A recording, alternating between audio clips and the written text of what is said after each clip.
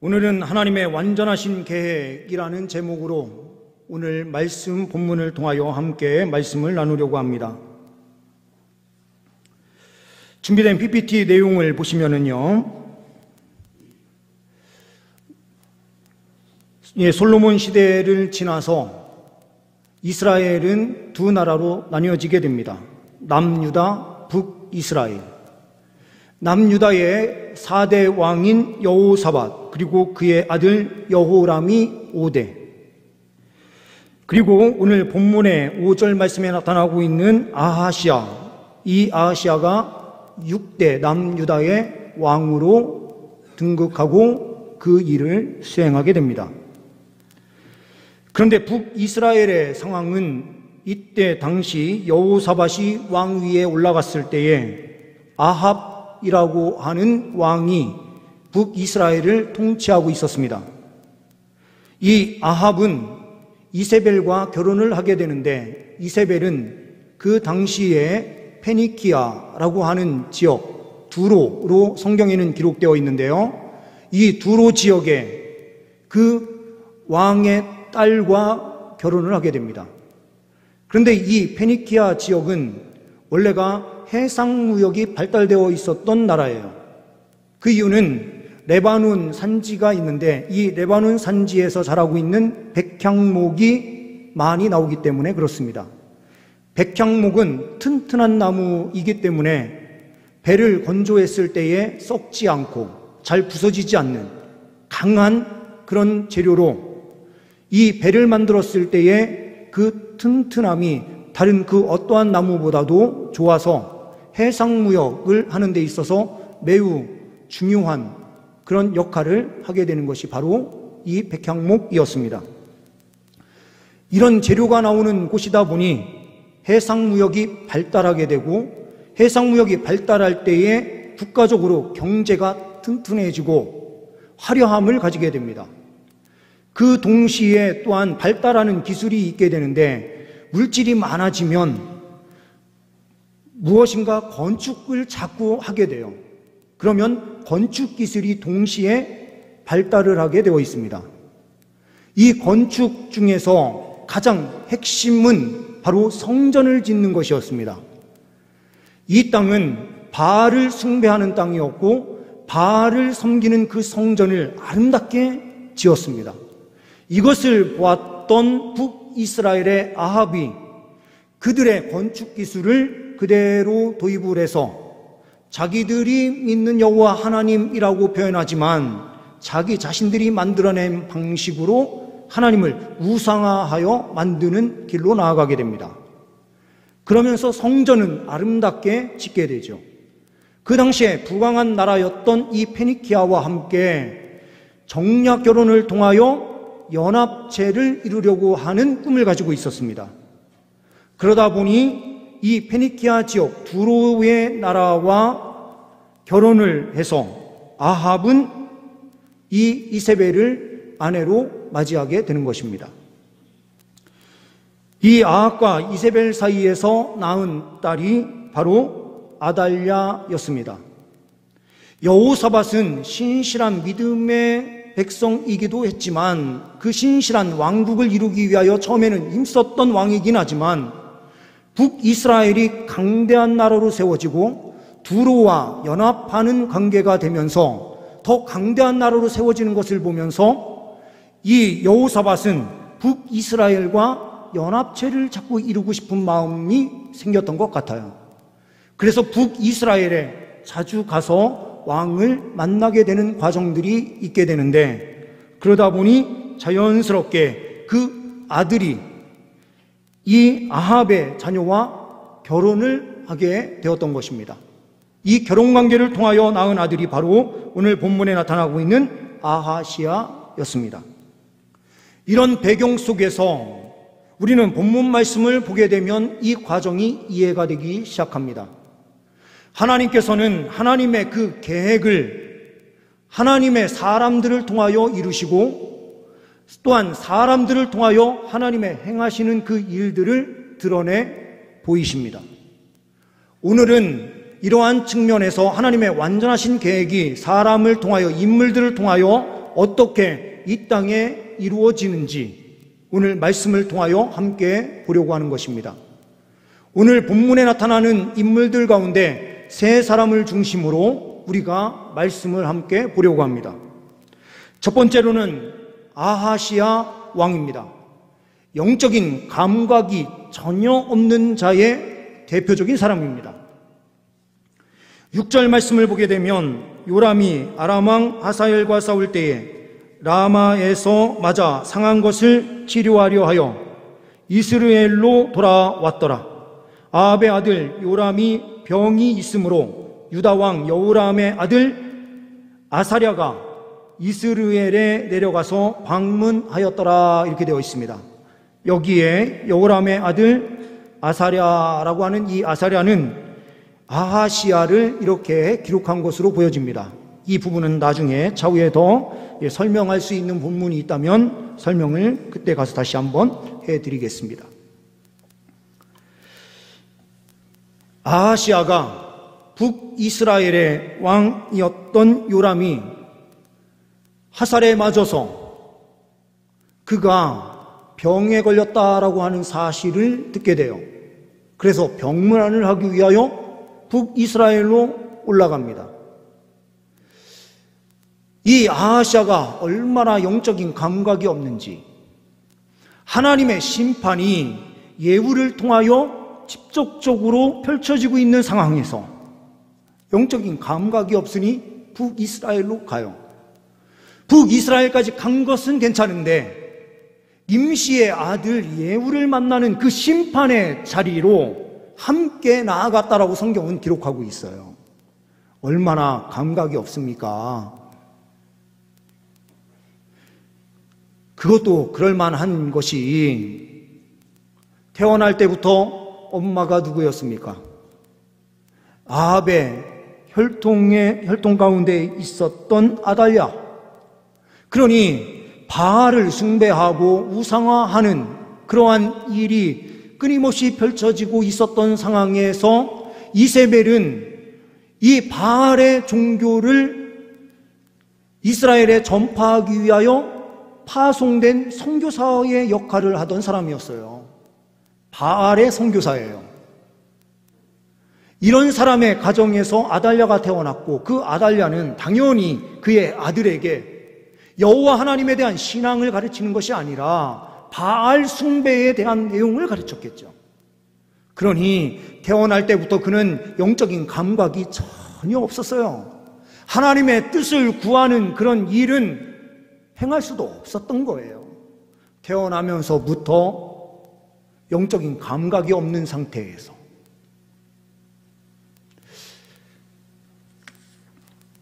우리가 이런 삶을 잘못하면 살 수 있습니다. 이 세상에 살면서 하나님의 뜻을 구하지 않아요. 하나님의 뜻을 보지 못해요. 하나님의 뜻에 대하여 한 번이라도 제대로 배운 적이 없는 경우들도 있을 수 있어요. 태어나면서부터 불신자 가정에서 불신의 엄마로부터 그런 교육을 받다 보면 자기도 모르는 사이에 그 감각은 생겨날 수가 없는 거죠. 감각이 있어도 어떻습니까? 자연스럽게 그 배경 속에 흘러들어가기 시작하면 감각은 무뎌지고 점점 사라지게 되어 있어요. 군대에 들어갈 때를 한번 예를 들어보면 좀 이해가 되실 것 같아요. 군 입대를 하고 훈련을 받은 다음에 자대 배치를 받아서 간 한 청년이 있다라고 생각합시다. 이 청년이 군대에 갔더니 선임병들이 구타를 하고 때리면서 매일 저녁에 괴롭히는 거예요. 처음에 가서 보니 이게 참 잘못됐다라는 생각을 가져요. 그런데 일병이 되고 상병이 되고 병장이 되어 가는데 처음에 잘못됐다라는 것을 인식했을 때에는 자기가 계급이 낮으니 바꿀 수가 없어요. 그런데 일병, 상병, 병장이 되었을 때 딱 가서 나도 맞았으니 너도 한번 맞아봐라. 똑같이 행동하면 그 군대가 어떻게 되겠습니까? 처음에는 이게 잘못됐다라는 생각에 감각이 있었는데 가면 갈수록 감각이 없어요. 그렇게 하는 것이 자연스러운 문화가 되어버려요. 사회생활 할 때도 똑같아요. 직장에 딱 들어갔을 때는 직장의 문화가 잘못되었구나라는 부분이 보일 수 있어요. 한 사람을 일을 잘못한다라고 하는 이유로 딸을 시키면서 저 사람은 바보야, 이렇게 한번 탁 찍어놓으면 딱 들어가서 내가 저 사람과 함께 하면서 좀 저 사람을 도와줘야 되겠다라고 하는 마음이 처음에는 들었다가 가만히 보니 이거는 저 사람하고 같이 있다가는 나도 함께 큰일 나겠다, 이 생각이 드니 어떻게 되겠습니까? 그 이후로는 권력 있는 자의 편에 줄을 서서 내가 저 사람한테만 잘 보이면 되겠다, 저 사람은 이 공동체에서는 바보 취급받는 사람이야 하면서 같이 바보 취급하면서 살아가는 일들이 직장생활 안에 얼마나 많습니까? 처음에는 잘못된 것처럼 보이는데 그 안에 들어가서는 자연스럽게 그 사람들과 함께 똑같이 행동하는 모습, 이것이 바로 영적인 감각이 없는 상태가 되었다라는 것을 보여주는 거죠. 아하시아가 태어나면서부터 제대로 된 말씀의 교육을 받지 못해서 그의 삶은 제대로 된 삶으로 나아갈 수가 없었던 거예요. 언젠가 한번 이 부분을 말씀을 드렸던 것 같은데요. 어느 날 미국 나이아가라 폭포에서 큰 얼음 한 덩어리가 흘러내려오는데 그 안에 양 한 마리가 얼음에 같이 얼려서 내려오는 거예요. 햇볕이 쭉 다니까 그 얼음이 서서히 녹기 시작해서 양이 정확하게 보이게 됐어요. 그러니까 독수리 한 마리가 탁 내려와서 그 양을 탁 잡고 채려고 하는데 이미 다른 데는 다 얼음의 상태가 있으니까 빼가지는 못하고 거기에서 먹기 시작한 거죠. 막 먹는데 폭포가 있는 자리까지 쭉 내려가는 거예요. 그런데 독수리는 자신만만하겠죠.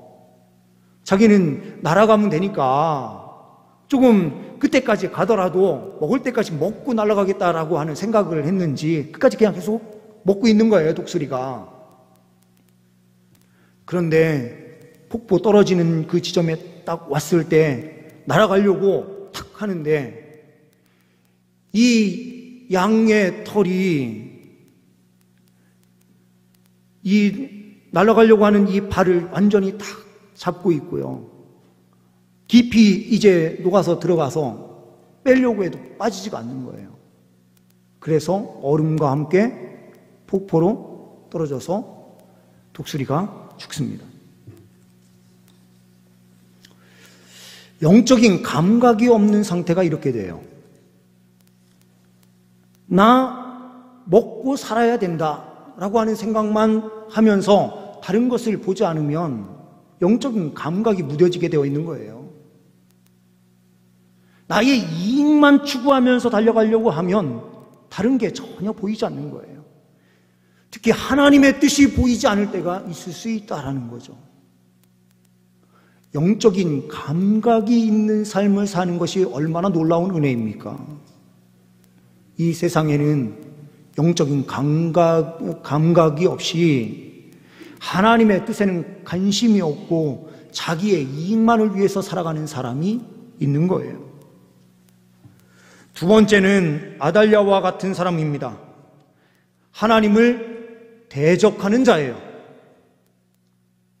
10절 말씀을 보게 되면 아하시아의 어머니 아달랴가 자기의 아들이 죽은 것을 보고 일어나 유다 집에 왕국의 씨를 모두 진멸하였으나 라고 되어 있어요. 그냥 영적인 감각이 없는 정도로 끝나는 것이 아니고요. 유다 왕국의 모든 왕의 씨라고 하는 모든 자손들은 다 죽여버리겠다. 이거는 한마디로 뭡니까? 왕의 혈통을 따라서 누가 오셔야 돼요? 예수님이 오셔야 되거든요. 이 유다 왕국의 그 모든 씨를 전멸하겠다라고 하는 것은 하나님의 구원 사역을 막겠다라고 하는 사단의 계획인 거예요. 악을 그냥 막 만들어내는 사람들이 있어요. 그냥 무감각해서 제 가운데서 서로 그냥 동조하는 정도로만 가는 사람이 아니라 적극적으로 악을 만들어내는 종류의 사람들이 있는 거죠. 이런 부분에서 또 동성애자들과 관련된 이야기를 좀 이제 하면서 이 부분을 이해할 수 있을 것 같아요. 동성애 문제는 인권의 문제다라고 이야기를 하지만 결국에는 인권의 문제가 아닙니다. 이 부분은요. 자기 자신들을 죄인이다라고 말하는 유일한 그 공동체는 기독교예요. 그 이유는 하나님의 말씀이 동성애가 잘못되었다라고 말씀하고 있기 때문인 거거든요. 그러니 자기 자신들의 죄를 지적하는 그 성경이 싫은 거예요. 제가요, 어제 저희 부모님하고 통화를 했거든요. 어제 저녁에 갑자기 전화를 하시더니 네가 똑바로 해야 된다. 네가 기도하고 네가 깨어 있어야 된다. 막 이렇게 말씀하시는데 다 맞는 말씀인데 왠지 기분이 나빠요. 예, 어머니 제가 그렇게 하겠습니다 하면 좋겠는데 어머니 하나님 뜻이 제대로 강구하시고 기도하세요. 마음에 있는 소리를 저한테 말씀하지 마시고 제가 이렇게 이야기를 했거든요. 응답인지 하나님의 뜻인지 아니면 스스로 만들어낸 응답인지 잘 생각하시고 하면서 이렇게 답변을 하게 되더라고요. 왠지 모르게 반항심 같은 게 생겨요. 잘못하고 있는 게 맞고 어머니 말씀이 다 맞는데 그게 참 순종하는 게 안 되는 거예요.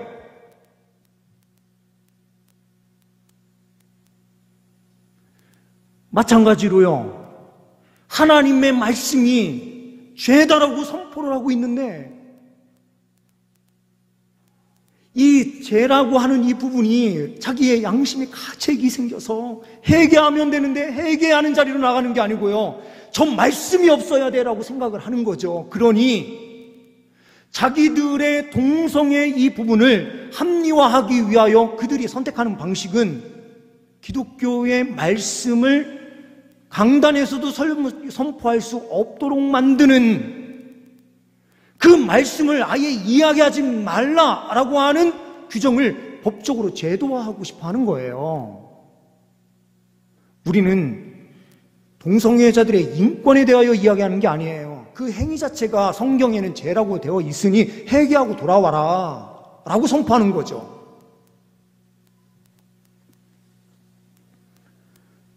그런데 그들은 그 말씀이 싫어서 더 악으로 달려가고요. 하나님 말씀을 자꾸 선포하지 말고 없애라라는 쪽으로 자꾸 나아가게 되는 이런 악을 산출하는 일에 적극적으로 나서는 이런 현상들이 펼쳐지게 되는 거예요. 우리의 자녀들도 성적으로 타락하다 보면 그렇게 될 수 있어요. 하나님께서 하나님 뜻대로 살라라고 그렇게 말씀해도 요즘 어린아이들부터 시작해서 청년 그리고 결혼한 사람들까지 음란에 사로잡혀서 하나님께서 말씀하신 제도를 벗어나서 타락의 길을 걸어가는 일들이 얼마나 많습니까? 그런데 성경이 그렇게 이야기하는 것을 선포할 때에 그들은 그것을 거부를 넘어서 대적하는 길로 나아가는 거예요. 준비된 PPT 내용 하나 보시면은요, 이 그림은 한번 우리가 본 적이 있는데요. 여기에 보시면 십자가가 쭉 세워져 있는데 검은 불태워진 우리 그리스도인들, 순교한 그리스도인들의 육체가 검게 타 있는 그 모습이 보여요. 주 155년 2월 23일 폴리갑이 살아있는 채로 이렇게 화형돼서 죽었어요.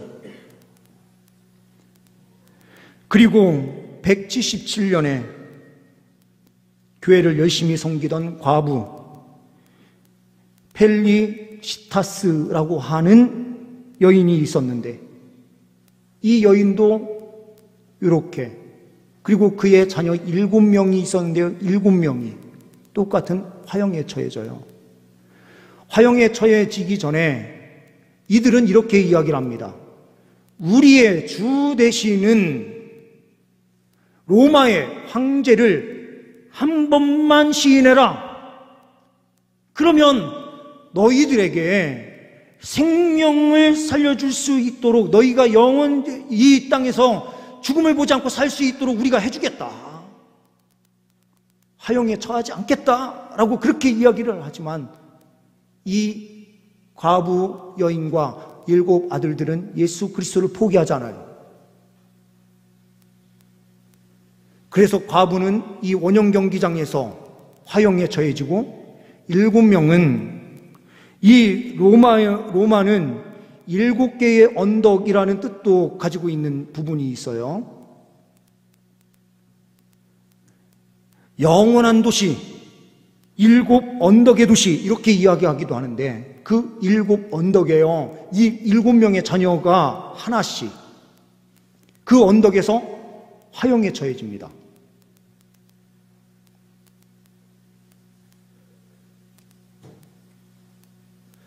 북아프리카 지방에 또한 12명의 기독교인들도 지방 장관이었던 사투르니누스라고 하는 사람이, 너희들 예수 그리스도를 한 번만 부인하고 황제를 주로 한 번만 고백해 라고 말을 하지만, 그들은 변함없이 예수 그리스도를 주로 고백해요.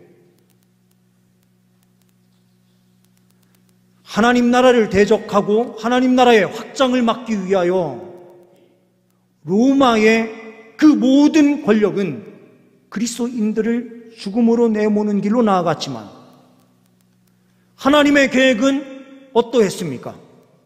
하나님의 그 계획은 더 놀라운 역사를 일으켜서 화형장에서 예수 그리스도를 믿는, 구경을 왔던 수많은 사람들이 예수를 믿고 로마의 군병들이 예수를 믿는 일들이 그 안에서 펼쳐지기 시작했어요. 로마에 몇 명 되지 않던 그리스도인들이, 로마에 많은 그리스도인들이 존재하면서 313년에 밀라노 칙령을 통하여 공인되기 시작합니다. 하나님을 대적하는 자들이 많으면 많을수록 그리스도인들이 주님을 믿는 믿음으로 굳건하게 서서 힘있게 달려갈 때에 은혜의 역사는 끊임없이 펼쳐지는 것입니다. 세 번째로는 여호사부앗. 이 사람은 하나님 나라를 위해 헌신한 자였어요. 11절 말씀을 보게 되면, 왕의 딸 여호사부앗이 아하시아의 아들 요아스를 왕자들이 죽임을 당하는 중에서 몰래 빼내어 그와 그의 유모를 침실에 숨겨 아달랴를 피하게 하였으므로 아달랴가 그를 죽이지 못하였더라. 여호사부앗은 여호람 왕의 딸이요 아하시아의 누이요 제사장 여호야다의 아내이더라라고 되어 있어요. 만약에요, 여호사부앗이 하나님 말씀에 순종하지 않았다면 어떻게 됐을까요? 역사에서는 만약이 없지만, 만약에 이 사람이 하나님 나라를 위해서 헌신하지 않았다면 하나님께서는 아마도 유모의 마음을 작동해서라도 이 요아스 왕을 살려내도록 하셨을 것이에요. 아니면 이 유모도 이 왕을 살릴 생각이 없었다고 한다면 하나님께서는 다른 사람을 통해서라도 그 일을 반드시 수행하셨을 것입니다. 하나님께서는 하나님의 뜻이 있는 그곳에서 순종하는 한 사람을 찾으시는 거예요. 왕의 딸 여호사부앗이 하나님의 말씀을 이 땅에 이루기 위하여 자기가 헌신함으로 달려가는 거예요. 이 헌신의 결과로 12절 말씀을 보게 되면, 요아스가 그들과 함께 하나님의 전에 6년을 숨어 있는 동안에 아달랴가 나라를 다스렸더라 라고 되어 있는데요. 6년 동안 숨어 지내는 그 시간이 지나고 이 여호사부앗의 남편인 제사장 여호야다가 개혁운동을 펼치면서 이 요아스를 왕위에 다시 올려요. 그리고 철저하게 제사장이 양육하고 길렀기에 하나님 말씀이 그대로 실행되는 나라를 만들기 위하여 섭정을 하면서 함께 나아가게 돼요. 하나님의 나라의 방식은 이래요. 사람들이 아무리 대적해서 하나님의 나라를 무너뜨리려고 해도 순종하는 한 사람을 하나님께서 세우셔서 하나님의 뜻을 완벽하게 이루시는 거예요. 제가 잘 알고 있는 한 분이 담임 목사로 이제 청빙돼서 이제 가게 됐는데요. 그분이 그 교회가 청빙 공고가 나오지 않았어요. 교회에 연관되어 있는 아시는 분들의 추천을 받아가지고 청빙 과정을 거치는데요.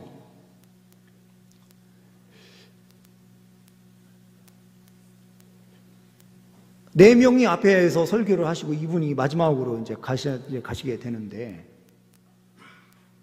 아니 교회에서 뭐 다른 절차가 전혀 없는 것처럼 이렇게 막 이렇게 그냥 자연스럽게 모든 게 진행되기 시작하더래요. 그러면서 면접을 보고 나오는데 사택은 보시고 가세요 하면서 사택까지 다 보여주고 다 하면서 왔대요. 아니 이렇게 순조롭게 뭐든지 이게 다 진행될 수 있을까?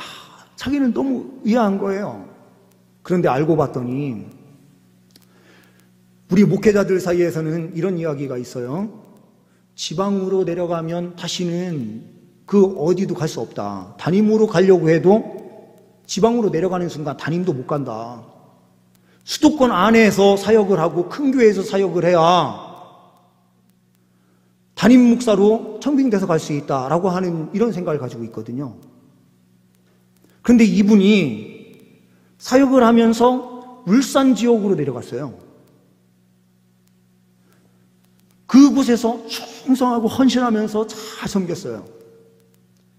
그리고 수원 쪽으로 와서 사역을 하고 하는 과정에서 이야기를 쭉 들어보니까 그렇게 자연스럽게 된 이유가 뭐냐, 이분이 울산 지역에서 사역을 했을 때의 이야기를 다 전해 들은 거예요. 그리고 그곳에 원로 목사님이 되실 그 분이 병으로 이제 몸이 너무 안 좋으셔서 빨리 은퇴를 하시면서 원로 목사님을 거부하시고 나가신 것 같아요. 근데 이 목사님의 따님이 울산에 있는 교회를 다니셨다는 거예요. 그리고 이분이 사역했었던 교회에 이 교회와 관련되어 있는 분들이 또 다니는 분들이 있어서 이분을 알아보는데 다 좋게 이야기를 해줬다는 거죠. 사람의 방식은요, 큰 교회, 명문대학 다 이런 관점으로 생각하는데 하나님의 일하심의 방식은 전혀 다르구나라는 것을 이분이 청빙 과정에서 느끼게 된 거죠. 하나님의 그 계획은 하나님의 방법대로 이루어지는 거예요. 특히 구원의 방법은 더욱 그러합니다. 내가 순종하지 않으면 하나님께서는 다른 사람에도 세워서 그 사람을 구원하시기로 작정하셨으면 반드시 구원해 주세요. 순종하지 못한 사람에게 하나님께서는 그 책임을 물으실 뿐이에요. 우리가 하나님 말씀 앞에 순종하느냐 순종하지 않느냐가 하나님 나라를 이루는 데 있어서 복을 누리느냐 아니면 하나님의 책망 가운데 거하느냐의 차이인 거예요. 하나님께서는 이 시대의 구원 계획을 위하여 그 완전하신 계획을 펼쳐나가시는데 순종하는 사람을 통하여 하나님의 나라를 확장시키시기를 원하세요. 그 한 사람의 순종을 통하여 예수 그리스도가 이 땅에 오시게 되었고 예수 그리스도께서 오셔서 우리 모두가 다 구원함의 은혜 가운데 거하게 된 거예요. 누구 때문에요? 이 여호사부앗이라고 하는 한 사람의 순종을 통하여 이 전 세계에 있는 그리스도인들이 구원의 은혜를 누리게 된 거예요. 우리도요, 우리의 순종이 어떠한 결과를 낳을지 아무도 몰라요. 우리는 다만 하나님의 뜻 앞에 엎드려 순종하며 달려갈 때에 놀라운 역사가 펼쳐지게 되는 줄 믿습니다. 주님 말씀 앞에 하나님 나라를 위하여 헌신하는 자가 나 자신, 우리 성도님들이 될 수 있기를 간절히 소망합니다. 기도하십니다. 하나님 아버지, 영적으로 깨어있는 감각을 우리 모두에게 허락하여 주옵소서. 하나님을 대적하는 일들이 수없이 많이 펼쳐지는 이 땅에서 철저하게 하나님 말씀을 지켜낼 수 있는 그리스도인들 되게 하여 주옵소서. 하나님 나라를 위하여 헌신하는 한 사람이 나 자신, 우리가 되게 하옵소서. 우리 주 예수 그리스도의 이름으로 기도하옵나이다. 아멘.